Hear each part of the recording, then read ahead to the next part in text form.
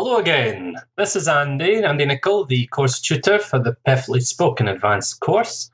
And in this lesson, lesson 43, we'll be looking again at future forms and building on what we learned in lesson 41 about talking about the future. So in this lesson specifically, we will be looking at the following areas. We'll be contrasting the future perfect and the future continuous. We introduced the future continuous in lesson 41. And then we'll look at other expressions to talk about future plans, such as due to, on the point of, and so on. Here we go with, first of all, contrasting the future continuous and the future perfect. If you remember, we use future continuous to say that something will be in progress at a particular time in the future. And here's an example. In less than 20 years' time, people will be using driverless cars. They've already been testing them on the roads. For example, in the UK, you have Google autonomous vehicles driving, and also in some states in the United States of America. So in less than 20 years' time, it's like a prediction, people will be using driverless cars. So it's something that will be in progress at that time, in 20 years' time. We can contrast this with the future perfect. The future perfect is used to say that something will be completed at a particular time in the future, not in progress, but will have finished or been completed by a particular time. And we use this often with by or in. And here are a couple of examples. By 2050, much of the polar ice caps will have melted. Again, this is a prediction. They are, at the moment, they are melting, so they will have melted means completion. And then your car will have been repaired in an hour or so, meaning we will have finished doing it. Your car will have been repaired in an hour or so. So it's something completed by or before this time. So by means not later than a particular time, and in means within a period of time. We don't know exactly when either of these things will finish specifically. It's no later than or within a particular time within. Okay, we also have some other ways to talk about the future. We can use be due to plus infinitive to indicate that something's been arranged for a particular time in the future. For example, the match is due to kick off at 3 o'clock. The football match will start. It's due to kick off at 3 o'clock this afternoon. We can use also be about to plus infinitive, or on the point of plus gerund plus ing. This is slightly more formal than be about to indicate that something's going to happen the next moment. For example, the train is about to depart. It's literally will leave immediately. They're on the point of winning the league title for the first time. They've never won it before. They're on the point of winning it. They're, in the next few seconds, the clock is ticking down. At the end of the match, they're on the point of winning the league title for the first time. And we can also use be plus to plus infinitive in a formal register to talk about official plans and arrangements. It's quite a formal thing. They are to meet the newly elected president later this week. This is a scheduled event, an official formal event. Okay, so let's have a look at some examples and decide if they're correct or incorrect. This time next week, we will be flying to Rome. So you're sitting on the plane, you're in the process of traveling to Rome. So future continuous is correct here. We will be flying to Rome. We're on the plane traveling to Rome. Okay, here we have a man with his head in his hands. He's just had a terrible accident. You can see the car bonnet, the bonnet in British English or hood in American English, which has been smashed up in a car crash. And here's the sentence. The car's really badly damaged. There's no chance they'll have finished repairing it by tomorrow. So is this correct or incorrect? There's no chance they will have finished repairing it by tomorrow. There's future perfect at some point before tomorrow, like tomorrow at the very latest, and this is of course correct. Future perfect indicate that something will be completed, in this case won't have been completed by a particular time in the future. Okay, here's the next one. There's a girl, head down, scribbling on an exam paper. Been there, done that many times. Good luck with your exam. We'll have thought of you. Now, do you think it's correct to use the future perfect in this case? Are we talking about something completed before a time in the future? Or are we talking about something in progress? Pause the recording, obviously, if you need time to think about it. And of course, it's incorrect. We use the future continuous. So we'll be thinking of you at that moment. There's something in progress. So good luck with your exam. We'll be thinking of you.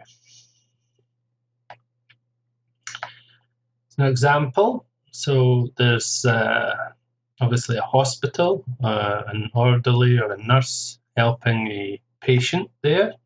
So work on the new hospital wing due to finish in July. Work on the new hospital wing. Wing is like a section of a hospital, which perhaps has specific departments within it that deal with, perhaps in this case, geriatrics, that deals with the elderly or so on.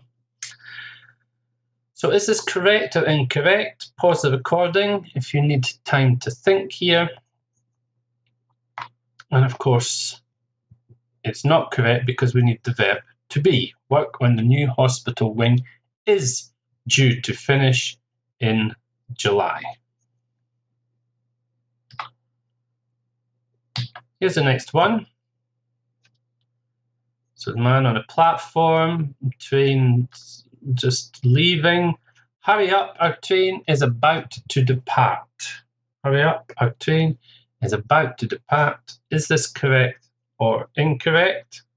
Again, pause the recording if you're not sure. And the answer is it's correct. The train is about to depart. Okay, you could obviously also say our train is on the point of departing.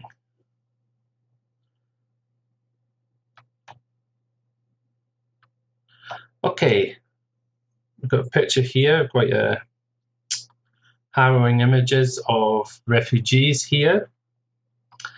The refugee crisis may soon be over. The two sides in the conflict are on the point of signing a historic agreement. Okay, so is on the point of sign correct or incorrect? Pause the recording here if you need time to think. And of course, it's not correct. It's on the point of signing. Of course, is a preposition, and after preposition, we use a gerund. So the structure is on the point of plus gerund, or ing form of the verb. Okay, here are the two sentences.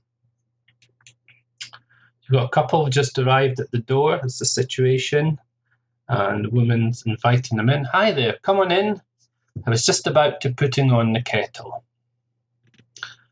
So, is this correct or incorrect? And the answer is incorrect. I was just about to put on the kettle. Okay, now in this case, I'd like you to rewrite the sentences, paraphrase the sentences. This is what you would typically do in the advanced exam. So So we have here a picture of some money, and the situation is some workers saying we're going to get a pay rise next month. It means the company are going to give us more money. We're going to get a pay month next month. Not very common these days in times of austerity, however. So we need to use due, the word due. So something, a pay rise next month. How could we complete this? The answer is we are due to get a pay rise next month. So it's verb to be plus due plus to plus infinitive. We're due to get a pay rise next month. It's something which has been arranged, scheduled. We're due to get a pay rise. Okay, here's the next one.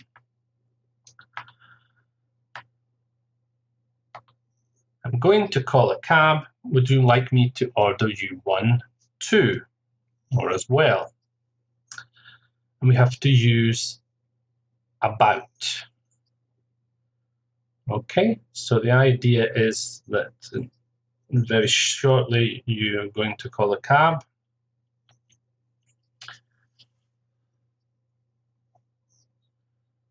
So with about, pause the recording if you need some time to think here. I'm about to call a cab. I'm about to call a cab. Very shortly. Would you like me to order you one too? Okay, here's another one. Ooh, hope that didn't give you a fright. It's one of a picture of the killer clowns. So you're watching a murder, thriller, horror film, or a thriller. You're about to find out who the murderer is using the word point. So think about what expression with point means the same as about to. So we are on the point of finding out who the murderer is. We're on the point of finding out who the murderer is. We will literally be told or discover in a few moments, very shortly. We're on the point of finding out who the murderer is. Okay, another topical issue here, Brexit. The United Kingdom is leaving the EU next year. They had the referendum, they voted to leave, it's all arranged, they're in discussion with the European Union at the moment. People have got very passionate opinions on either side of the debate as to whether they should leave or not. But it looks like it's going ahead. So, using leave, the United Kingdom, think about in a formal style. This is something which is a formal, official arrangement. And the answer is United Kingdom is to leave the EU next year. Is verb to be plus infinitive.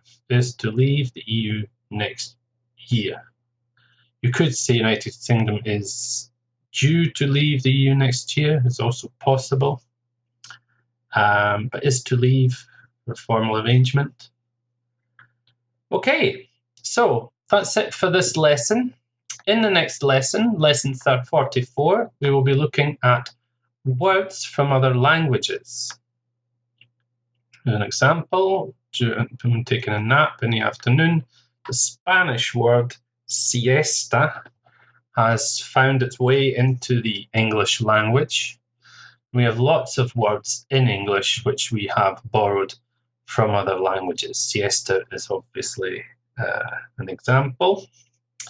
From Spanish, paella as well. It's a seafood dish with rice, originally I think from Valencia, which is also, we don't have an English word for it, so we use the word paella, although often mispronounced, paella or whatever. So we'll be looking at words from other language in English. It's lesson 44 with me, Andy Nicol. So I hope that you found today's lesson on future forms, part 2, useful. and I hope that you can tune in to the next lesson on words from other languages. Thank you so much, and goodbye for now.